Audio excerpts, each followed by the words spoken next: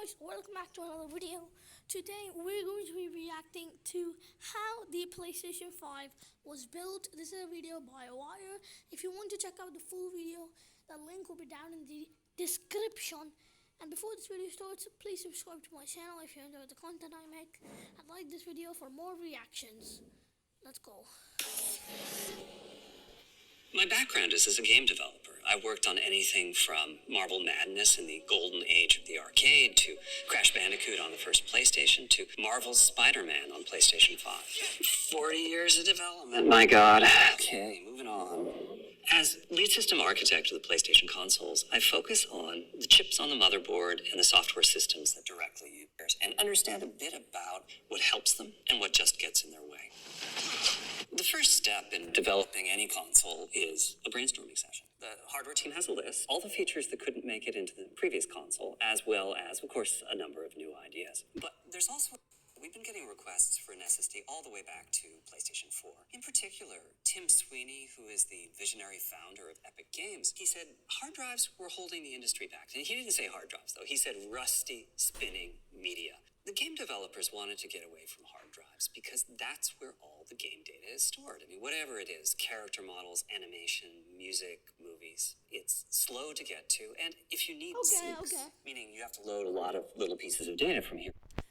I don't understand the thing. Basically, like, this guy's a game developer and SSDs or like they want to get away from SSDs and something. I don't understand that much. It's particularly slow to get to. If it takes 30 seconds or a minute to load into a level, that's just lost time. So-called fast travel, that's still taking 15 seconds or 30 seconds to get from one side of the it is. side. A bit of this is less obvious. It's filler. It's that epic. elevator The ride PlayStation 5 is that epic. hides the load. It's that unskippable movie. It's that narrow passageway that the player character has to slowly ease their way through. The PlayStation 5 is so cool. I just wish I could have one. Now, I've been there myself as a designer on some of these projects where the map had to be just these to a minute. On PlayStation 5, much faster, anything from a fraction of a second to a few seconds.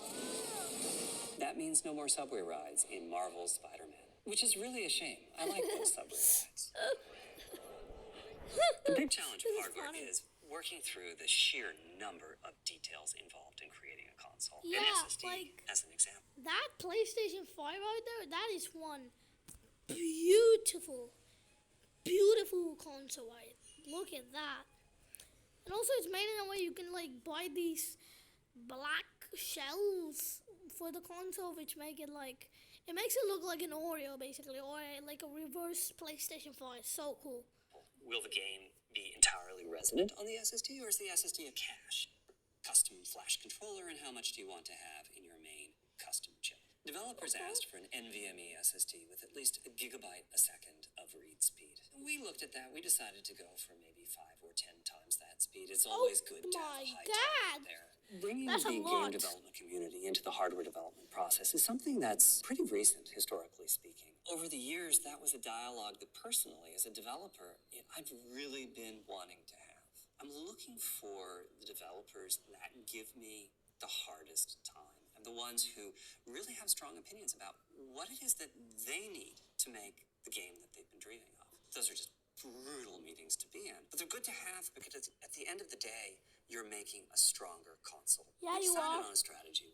Loading data in off of media, whether that's a hard drive or an SSD. With the integrated I/O, we take care of all of that. The developers hand off their data to our publishing tools, and then the game runtime just asks for the data, and we handle the decompression for them. Pretty cool. As much functionality as we could inside of a custom unit in our main chip. The impact of this compression strategy is huge. It varies from game to game, but a few standouts are Subnautica, which is 14 gigabytes on PlayStation 4, and just gigs. 14 gigs is probably almost half the size of Genshin Impact on PC. Genshin Impact is like 30 gigs on PC. It's insane. 4 gigabytes on PlayStation 5, Control Ultimate Edition, which is 50 gigabytes on PlayStation 4, and about half that size on PlayStation 5. My What we God, found out 50 with the launch gigs titles is that, on for example, with PlayStation 4? Miles Morales, even though it had added all of these high-resolution models and textures for the PlayStation 5 version, the PlayStation 5 version was actually a bit smaller than the PlayStation 4 version. That growth in How is it smaller? What? size from the assets had been offset by the improved technology for compression. The CPU. The choice of the CPU is really important. Pretty much anything you see, hear, or feel, the CPU is involved in. Animation, AI, physics, collision, even things Yeah, which a lot have of their own stuff. dedicated units like graphics or the 3D audio. 3D the smarts audio. is still in the CPU. Now, ideally, it generates the necessary performance through using multiple CPUs. Simulating something like New York City is really complex, particularly when you consider that every pedestrian needs their AI and their animation all executed at what might be 60 frames a second. 8 Zen 2 cores really makes a difference there. The impact of those 8 Oh my CPU God. cores can also be felt 8 CPUs? That is kind of insane.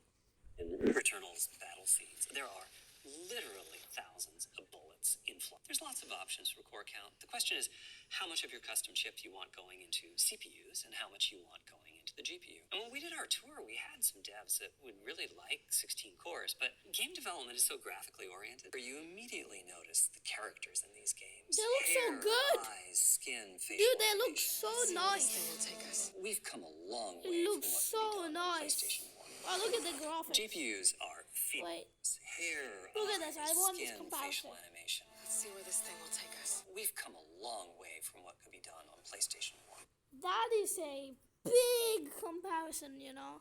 That's the PS1, that's the PlayStation 5.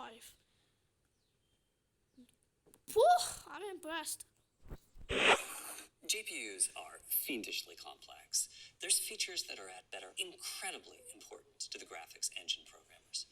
They're looking for more performance. They're looking for Yeah. more flexibility in how they use that performance. Capable of running at 2.23 gigahertz and 10 teraflops. That's 10 trillion floating point operations a second, as well as Trillion? having a custom Bruh. cutting-edge feature set. Epic Game, no matter how far you zoom into something, no matter how close you get to something, you're still seeing, like the real world, more and more detail. We made Holy. a lot of customizations to the Yeah, GPU. man, Some the of them are PlayStation small. 5 is so When powerful. PlayStation 5 crashes, it's a lot easier to track down the source of that crash than it was on PlayStation 4. Some of those customizations are giant, like backward games to run flawlessly on PlayStation, and a multi-million selling PlayStation 4 game on PlayStation 5, and found out that the player character suddenly was just running too fast. And what was happening was the power of PlayStation 5 was translating into higher frame rate, and it Oh, broke okay, in. that makes And sense. so to fix that particular bug, we had to put in knobs that would allow us to dial in just how much performance that game could handle. Ray tracing.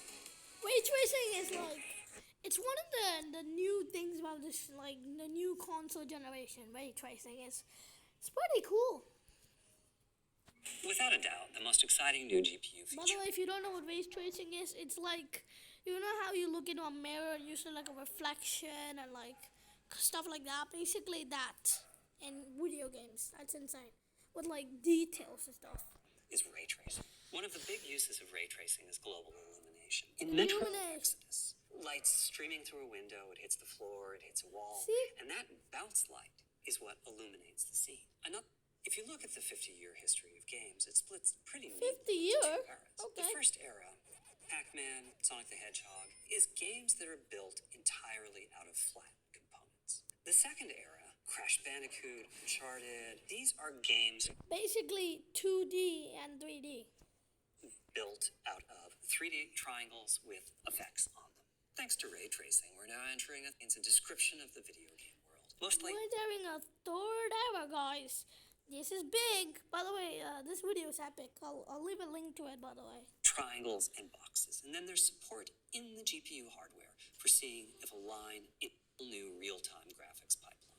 Ray tracing was not one. View it as a trade-off. It was one How of much the effort key does it features. take What do to you adopt mean? that new rendering pipeline versus how much at 6 titles that were using ray tracing. Ray tracing 6 can also be titles. used for shadows. In the real world, the edges of shadows are not perfectly Shadows crisp are because the light that casts pretty the shadows cool, isn't right? the point. Shadows The is light also source something that itself very interesting has to do. size to it. Call of Duty.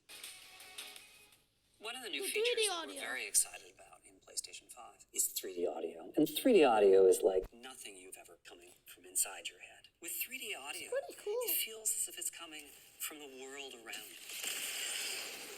We wanted 3D audio to be something that anyone can experience, something that would work with ordinary headphones that you might all be having more enemies on the battlefield, and supporting 3D audio. Our solution for all of that was a dedicated 3D audio unit in our massive amounts of float. 3D audio is a compute unit, just like the ones in the sound is coming from. 3D audio also creates a sense of presence, which is to say, the game. To create that feeling of presence took quite a bit of technical learning. Rain can't just be a rain sound that's being replayed. Instead, it needs to be synthesized from a dozen dynamic 3D audio sources surrounding the player. DualSense wireless controller. Just like the target for This audio is is so to bring you more of cool. your sense of hearing, the target with the DualSense controller, the adaptive trigger to bring you more in DualSense work by playing tailored, but they are mostly in audio frequencies, and so typically they are My favorite moment in Ghost of Tsushima is that sensation when you're riding on your horse, and you can really feel the difference between galloping across dirt or mud or stone. The other big new feature is it hard to pull. We can also make it feel like the trigger is fighting you. With previous controllers, Alt-Fire required a different button or a different button combination. But with DualSense, we can achieve that functionality by looking at how far the player is pulling the triggers. In Returnal, for example, you select from one of two firing modes. Whether you shoot a basic shot or the Doombringer depends on how much you depress the trigger. Deathloop has a really interesting use of adaptive trigger. When your gun jams, you can feel it immediately in the controller.